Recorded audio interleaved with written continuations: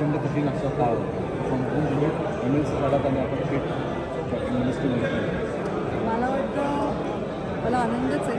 आनंद याच्यासाठी आहे की माझ्या प्रेम करणाऱ्या, मला सदैव कुठल्याही परिस्थितीत साथ देणाऱ्या माझ्या सगळ्या कार्यकर्त्यांची इच्छा, असंख्य कार्यकर्त्यांची इच्छा होती की मी मुख्य प्रवाहात यावं. त्याचबरोबर मला आनंद आहे की माझे राष्ट्रीय नेतृत्व, जगाचं नेतृत्व नरेंद्रजी मोदी, आमचे नेते अमितभाई शहा, आमचे राष्ट्रीय अध्यक्ष नड्डाजी, बावनकुळेजी आमचे राज्याचे अध्यक्ष आणि आमचे मुख्यमंत्री देवेंद्र फडणवीस या सगळ्यांनी विश्वास दाखवला. 14मध्ये देवेंद्र फडणवीसांनी जेव्हा नवीन टीम तयार केली होती मुख्यमंत्री असताना, त्या टीममध्येही मी होते आणि आता योगायोगाने ते मुख्यमंत्री झाले परत मी टीममध्ये आले. मला वाटतं खूप छान वाटते. आमची सगळी उत्साहाने काम करण्याची इच्छा आहे. हां, तुम्ही जसं म्हटलं की 14ला जी प्रचंड नवीन आणि पूर्ण टीम होती, तसंच आत्तापासून दिसते की नवीन अनेक चेहरे दिलेले आहेत. कशा स्वरूपामध्ये महाराष्ट्राचं डेव्हलपमेंट दिसेल?